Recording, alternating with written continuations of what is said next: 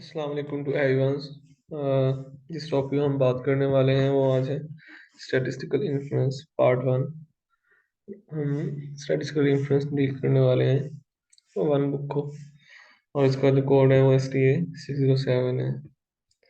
इसमें हम ये पॉइंट देखेंगे कि जो हमारे पास एस्टिमेटर होता है, अगर वो बेहतर है, गुड है, तो उसकी क्या क्या क्वालिटीज़ हो सकती हैं कि ये गुड एस्टिमेटर है।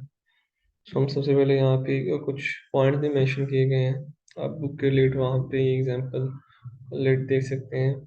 एस्टिमेट की डेफिनेशन कर लेते हैं। एस्टिमेट हमारे पास क्या होता है? Estimate estimate is the specific value of estimator. जो एस्टिमेटर की कोई स्पेसिफिक वैल्यू होती है हमारे पास, हो गया क्या कहलाता है? एस्टिमेट कहलाता है। सो नेक्स्ट हम एस्टिमेटर की डिफाइन कर लेते हैं। एस्टिमेटर्स क्या होते हैं? Estimator is a formula, method, or a rule that is used to estimate population's formula. Basically हमारे पास जो एस्टिमेटर होता है वो हमारे पास कोई फार्मूला या मेथड होता है जिसके तहत हम क्या करते हैं,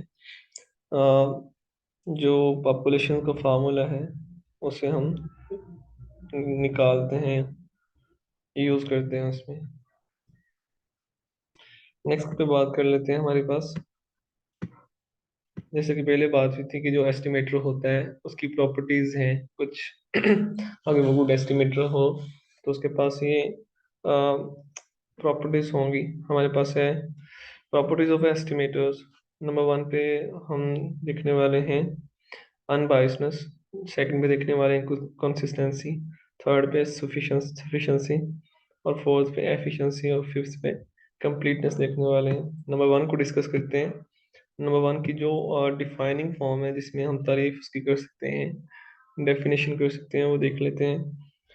अनबायसनेस, अगर कोई एस्टिमेटर अनबायस्ड है तो उनकी उसके अंदर ये फर्स्ट क्वालिटी ये होगी क्या, कि let T T is any estimators of a populations parameter theta.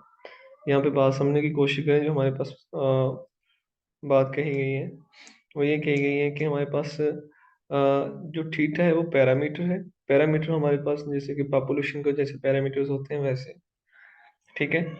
और यहाँ पे जो टी है वो स्टैटिस्टिक है। Statistic mean that sample values. हम क्या लेने वाले हैं? सैंपल वैल्यू को डिफाइन करने वाले हैं। यानी पॉपुलेशन में से हम क्या करेंगे? सैंपल वैल्यू को पिक करेंगे और उसको लेके काम करेंगे फर्दर, और उसका आंसर ले लेंगे। समझ आई बात की? लेट टी, जो T mean that is an estimator. Estimator हम पॉपुलेशन को लेके काम करने of a population parameter theta. ये थीटा का ही पैरामीटर है। यानी थीटा में से जैसे जैसे पॉपुलेशन में से हम कोई सैंपल वैल्यूज कलेक्ट नहीं करते कि हम इसका फर्दर काम करते हैं उस पर, तो हम ऐसे ही करने वाले हैं। T is said to be a unbiased. हम टी को यानी उसकी सैंपल वैल्यूज को अनबाइस्ड कह सकते हैं कब? इफ इट्स एक्सपेक्टेड वैल्यू, जो इसकी एक्सपेक्टेड वैल्यू होगी, equal to population parameter theta. यानी जो इसकी सैंपल्स की एक्सपेक्टेशंस लेंगे, सैंपल की क्या करेंगे? एक्सपेक्टेशंस लेंगे। वो एक्सपेक्टेशंस अगर हो वो किसके इक्वल होनी चाहिए? इस पैरामीटर्स के इक्वल होनी चाहिए जो थीटा है ये वाला, ठीक है। सो हम क्या तो करने वाले हैं? बेसिकली यही करने वाले हैं, जो सैंपल वैल्यू उसको लेके उसकी एक्सपेक्टेशन लेंगे और वो किसके इक्वल आ जाए? थीटा के इक्वल आ जाए। सो नेक्स्ट फर्दर हमारे पास इफ यहाँ पे कुछ कंडीशन दी गई हैं कि कैसे हमने डील करना है थीटा की वैल्यूज को अगर वो इक्वल नहीं आती। अच्छा हाँ, ये बेसिकली यहाँ पे जिक्र किया गया है बाइस्ड एस्टिमेटर्स का।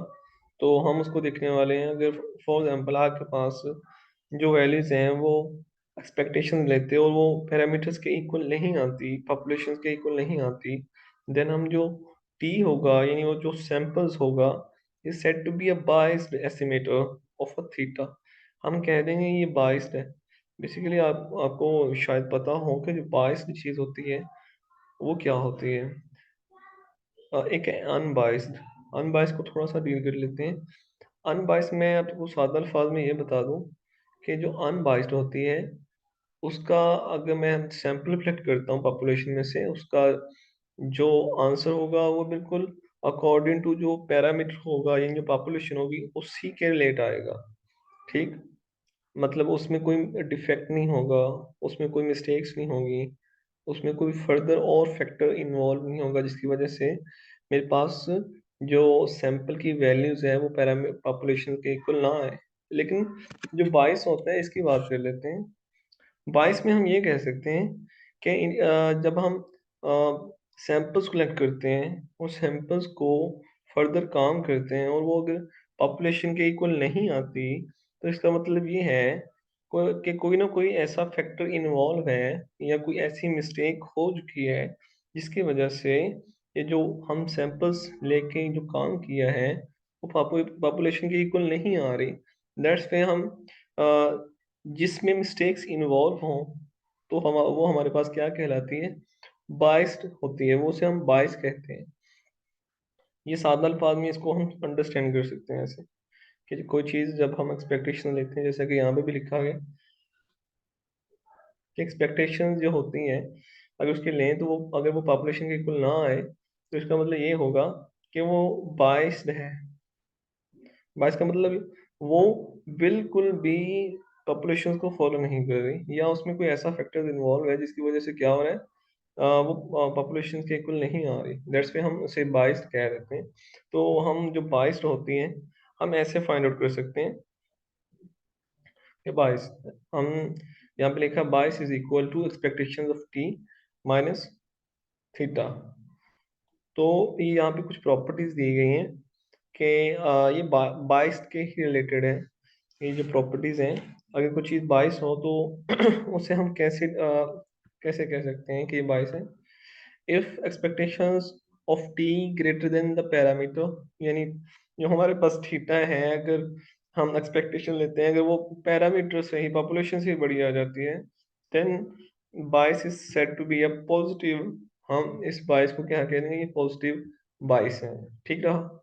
और नेक्स्ट पे अगर एक्सपेक्टेशन जो है हम जो सैंपल्स वैल्यू के लेते हैं, या इसका हम जो सैंपल वैल्यू या दूसरा नाम इसको हम ये कह सकते हैं स्टैटिस्टिक, या हम इसे ये भी कह सकते हैं अदर नाम इसका जो होता है वो एस्टिमेटर्स होता है, expectation of estimated less than a parameter. So हम उसे कह सकते हैं then the bias is a said to be a negatively biased होगी अगर हमारे पास जो ये स्टैटिस्टिक की वैल्यू जो है वो लेस आ जाती है पैरामीटर से तब। नेक्स्ट पे हम एग्जांपल की ट्राई करते हैं कि एग्जांपल करते हैं। एग्जांपल में हमारे पास एक स्टेटमेंट पढ़ लें, उसको लेके फर्दर काम करते हैं। Show that the sample mean, यहाँ पे एक बेसिकली जो स्टेटमेंट होती है यही आपका एक मेन फिगर्स होती है जिसको आप पॉइंट आउट करके आप अपना माइंड जो है वो एक्टिव कर सकते हो कि हमने काम क्या करना है। सो यहाँ पे देखें, show that the sample mean जो हमारे पास वैल्यू होती है वो क्या होती है, एक्स बार। ठीक है, इज एन अनबाइस्ड। अभी हम ऊपर एक प्रॉपर्टी पढ़ के आए कि अगर कोई चीज़ अनबाइस्ड होगी तो हम उसका क्या लेंगे, एक्सपेक्टेशंस लेंगे। समझ आ रही बात की, हम यहाँ पे काम करने वाले एक्सपेक्टेशन को लेके। ठीक है, unbiased estimators of population mean mu. आपने देखा होगा कि जो हमारे पास हम नॉर्मल में जो काम करते हैं, अभी यहाँ पे देखें, ये सैंपल्स को हम एक्स बार से रिप्रेजेंट करते हैं और जो पॉपुलेशन होती है उसे किससे रिप्रेजेंट करते हैं, म्यू से। यानी कि हम यहाँ पे जो काम करने वाले हैं इस चीज़ को, ये जो सैंपल वैल्यूज हैं इसकी इस तरह से काम करेंगे कि ये किसके इक्वल आ जाए, ये मीन को इक्वल आ जाए। देन हम फर्दर काम करते हैं, देखते हैं कैसे होगा। यहाँ पे देखिए हमारे पास ये हिंट की फॉर्म में मौजूद है कि जो एक्स बार होता है वो हमारे पास किसके इक्वल होता है, one over N summations I to one is equal to N, और ये एक्स आई। यहाँ पे देखते हैं, हम इसे फर्दर ओपन करते हैं। ये जो समेशंस होते हैं ये आपके पास यहाँ पे आई टू एन जो होता है, मीन दैट यहाँ पे जो एक्स के वैल्यूज है वो एन से अन तक जाने वाली हैं। सो हम यहाँ पे क्या करने वाले हैं, इनकी वैल्यूज लिख लेते हैं और यहाँ पे वैल्यूज लिखेंगे taking expectations on a both side. हम क्या करने वाले हैं, एक्सपेक्टेशन लेने वाले हैं बोथ साइड पे। ठीक है, और उसके बाद हम क्या करें, एक्सपेक्टेशन ले ली, और एक्सपेक्टेशन लेने के बाद हम इसको अंदर जो एक्सपेक्टेशन को मल्टीप्लाई करवा दिया, तो हर के एक के साथ एक्सपेक्टेशंस आ गए। यहाँ पे हमारे पास हमने ये पॉइंट आउट किया हुआ है, हमारे पास ये हिंट भी हमने पढ़ा भी हुआ है कि जो एक्सपेक्टेशंस ऑफ एक्स होता है वो किसके इक्वल होता है, म्यू के इक्वल होता है। यहाँ पे आप इसका क्या कर दोगे, ये आपके पास एक्सपेक्टेशन तो 1x की ली थी तो ये 1 म्यू बन जाएगा। ये 2 म्यू की एक्सपेक्टेशन ली थी तो 2, है ना, सो ऑन, है ना, फर्दर एक्स एन की ली थी तो म्यू एन बन जाएगा। ये एन टर्म जो है, यानी 1 से लेकर एन टर्म तक जो है वो म्यू चल रहा है। अगर मैं इसको फर्दर क्लोज करके यहाँ पे एन वैल्यू यहाँ पे रिप्रेजेंट कर दूँ और यहाँ पे म्यू लिख दूँ तो कुछ फर्क तो नहीं पड़ेगा, तो मैं इसको एन एन ओवर से कट कर दूंगा। यहाँ पे देखें, आपके पास अभी एक जो हमने इसकी मेन फिगर्स पॉइंट आउट की थी कि हमारे पास अगर एक्सपेक्टेशंस ऑफ एस्टिमेटर्स लें, ये स्टैटिस्टिक लें, तो हमारे पास वो किसकी पॉपुलेशंस के इक्वल आ जाए। तो हमने इसी इसी पे काम कर दिया है कि ये रियलिटी में किसी के किसके इक्वल आ गई है, पॉपुलेशन के इक्वल आ गई है। ठीक है, सो यहाँ पे भी एक पॉइंट। चलिए नेक्स्ट पे काम करते हैं। यहाँ पे लिखा है since the expectations of X is equal to mu. ठीक है, और उसके बाद हम क्या करने वाले हैं, sample mean of x bar is unbias estimator. हम इसे अनबायस एस्टिमेटर कह देंगे। कब कहेंगे, जब वो पॉपुलेशन मीन के इक्वल आ जाएगी। ठीक रहा। नेक्स्ट पे हम एग्जांपल करते हैं एक्सपेक्टेशन। यहाँ पे expectation is a linear functions. ये जो एक्सपेक्टेशन होती है लीनियर फंक्शन होता है। ठीक है, एक एग्जांपल है, if X approaches to exponential theta. जो हमारे पास यहाँ पे जो डिस्ट्रीब्यूशन है वो एक्सपोनेंशियल डिस्ट्रीब्यूशन है। Then show that samples mean, हमने क्या करना है, इसका जो सैंपल मीन एक्स बार है is an unbiased estimator of one over theta.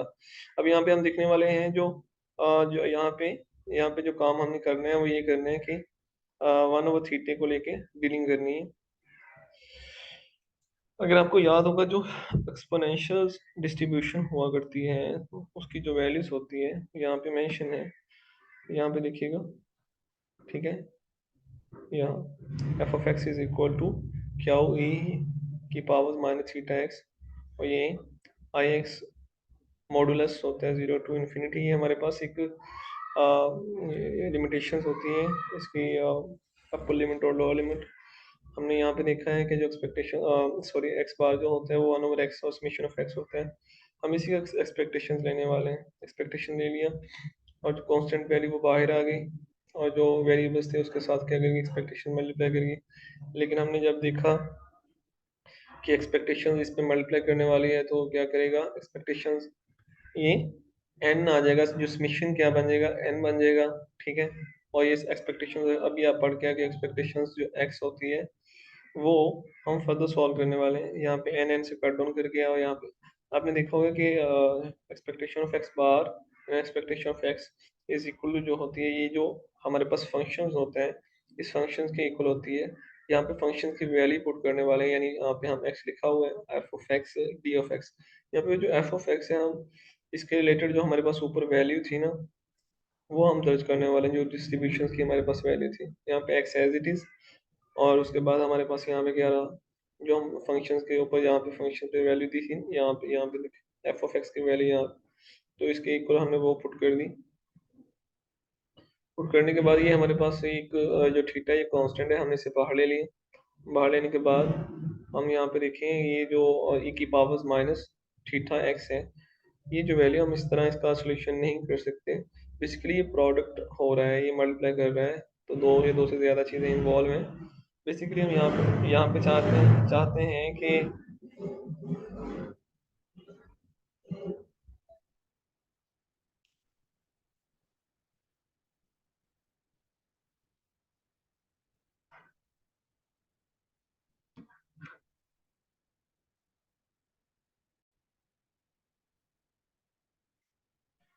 Guys, sorry for that कि बस बाहर शोर हो रहा था, इस वजह से मैंने स्टॉप किया है।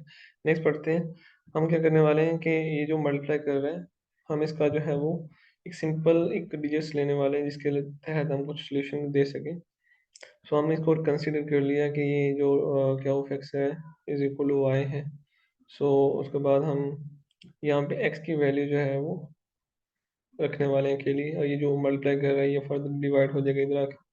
हम यहाँ पे उसका क्या लेते हैं, डेरिवेटिव ले लेते हैं। यहाँ पे डेरिवेटिव लेते हैं तो क्या बन जाएगा, ये डी एक्स, और ये 1/d थीटा, और ये dy बन जाएगा। ठीक है, समझिए बात की। ऐसे ये स्टेप आप थोड़ा सा स्किप करिएगा, ये आपको कंफ्यूज कर देगा। इससे यहाँ से ना, यहाँ से नीचे इधर फर्दर नीचे आ जाएगा, ये बिल्कुल नीचे। यहाँ पे डेरिवेटिव लिया तो आप dx बन गया 1/थीटा एज और dy, और y का dy बन गया, ठीक रहा। उसके बाद आपने जो है वो जो ये जो वैल्यूज आपने रखी हुई है, यहाँ पे जो x की वैल्यू आपने निकाली है ना, यहाँ पे आप देखिए इसके अंदर आप वैल्यूज जब, सॉरी फॉर दैट, इधर नहीं, इधर देख लें आप शायद। हाँ, ये जो है, मैं क्या बताना चाहता हूँ, देख लें जरा। यहाँ पे देखें, ये जो आपके पास रियल वैल्यूज है, इस x की जगह आप अगर जीरो पुट करोगे तो आपके पास y का आंसर क्या रहेगा, सिफर रहेगा। अगर इस x की जगह इन्फिनिटी पुट करोगे तो आपको क्या रहेगा, इन्फिनिटी मिलेगा। तो यहाँ पे भी ऐसे ही, यहाँ पे लिमिट फॉर लिमिटेशंस के लिए हमने काम करना था कि x की वैल्यू जो है वो सिफर रख दी, तो यहाँ पे सिफर रखने के बाद हमारे पास सिफर ही रहा, तो इन्फिनिटी रखी तो हमारे पास इन्फिनिटी बना।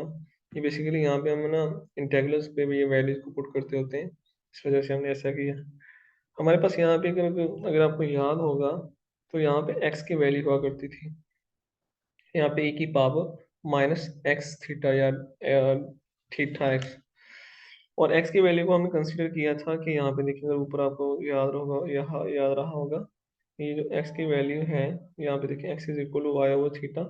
यहाँ पे याद रखिएगा कि आपने इसकी जगह पुट किया, और y की वैल्यू क्या पुट करनी है, सॉरी, डी डी एक्स की थीटा एक्स की वैल्यू जो आपने वाई पुट करनी है, ठीक है। और उसके फर्दर एक और पॉइंट याद रखिएगा कि ये जो डी एक्स है, इसकी जगह आपने ये वैल्यूज पुट करनी है। सो हम तीनों वैल्यूज को पुट डाउन करते हैं तो कुछ ये वैल्यूज आती हैं, दिस एंड दिस। ये एक्स की वैल्यू है, ये e की पावर्स की वैल्यू, और ये जो आपने जो डी एक्स लगाया था उसके अंदर जो वैल्यूज आती हैं वो है। आपने लिमिटेशन लिख दी, लिमिटेशन लिखने के बाद यहाँ पे देखिएगा, ये जो वन ओवर की शक्ल में ये थीटा है, ये कट डाउन कर जाते हैं बाहर वाले थीटे से, और ये जो वन ओवर ये ओवर्स की शक्ल में ये आपके पास बाहर आ जाएगा ऐसी शक्ल में, ठीक है। और आपके पास रिमेनिंग वैल्यू जो बचती हैं वो राइट कर दें। आपके पास एक फार्मूला होता है जिसको आप कहते हो, आई थिंक गैमा फंक्शंस, या हाँ, गैमा गैमा कहते हैं, चल। तो हम गैमा फंक्शन को डील करते हैं। अगर यहाँ पे देखिएगा, e की पावर्स में कोई वैल्यूज हो, यानी जो आपने वैल्यूज ली है, यहाँ पे गौर करिएगा जो मैं बात कर रहा हूँ, e की पावर में कोई वैल्यू हो, और वो आपके पास जो सी भी वैल्यू है वो उसी की नेक्स्ट पे कोई पावर्स हो, और उस पावर में से एक चीज, एक एक डिजिट जो है वो क्या हो रहा हो, माइनस हो रहा हो, तो हम यहाँ पे जो नेक्स्ट वैल्यू का जिसमें से कुछ चीज माइनस हो रही है उसका जो फर्स्ट डिजिट है उसका हम यहाँ पे ऐसे ऐसे वाला, यहाँ पे जो अंडर रूट टाइप डाला हुआ है, इसको हम ऐसी वाली कंडीशन में ले लेंगे। समझे बात की। यहाँ पे भी हम ऐसे कुछ करने वाले, एक ही पावर में, यहाँ पे आप देख रहे हो एक ही पावर्स, बेसिकली यहाँ पे जो हमारे पास एक ही पावर थी ना वो y थी, और y का ही हमारे पास सिंपल एक पावर एक थी, लेकिन हमने उसको ना कंसीडर कर लिया कि 2 - 1 बना दिया। समझे बात की। और जो y की वैल्यू यहाँ पे जो n है, हम इसको 2 ही ऐसे जैसे यहाँ पे भी क्लोज किया है इसको, इसके n से क्लोज किया है, तो हम इसको इस तरह क्लोज कर सकते हैं। तो हम इसको क्लोज करने वाले हैं, इसकी जो पावर है वो कितनी है, 2 है, तो हमने 2 का जो है वो ऐसी वाली कंडीशन ले ली यहाँ पे। और इसको अगर फर्दर हम इसको सॉल्व करें, इसको फिक्टोरियल में राइट करते हैं, या अगर मैं खोलना चाहूँ तो मैं चाहूँगा तो ऐसा होगा कि जो मेरे पास रिमेन वैल्यू ना, उसको क्या कर दिया जाए, जो रिमेनिंग वैल्यू है उसमें से एक माइनस करके फिक्टोरियल ले लिया जाए। समझे बात की। तो इसी तरह लेने वाले हैं। तो हम क्या करने वाले हैं, अगर 2 यहाँ पे रखकर इसका एक 1 माइनस किया जाए तो 1 ही रहता है, तो 1 का फैक्टोरियल 1 ही होता है। तो हम इसकी वैल्यूज को पुट डाउन करते हैं, तो पुट डाउन करने के बाद हमारे पास ये ऐसी वैल्यूज आ जाती है कि हमने ये देखा था कि जो हमारे पास पैरामीटर यानी पॉपुलेशन पैरामीटर है, ठीक है, उसके इक्वल वाली वैल्यू हमने ये रख दी है या आ गई है, तो हमारे पास ये वैल्यू राइट वन हो गई है। यहाँ पे देखिए, expectation of x bar is equal to 1/थीटा, ये हमारे पास जो रिक्वायर्स डिस्ट्रीब्यूशन थी, अब उसके अकॉर्डिंग हमने इसे सॉल्व किया है, ठीक है। ये एक अनबायस्ड एस्टिमेटर बन गया है। चले हम नेक्स्ट पे दूसरे लेक्चर में फर्दर इसकी जो है एग्जाम्पल्स को डील करेंगे।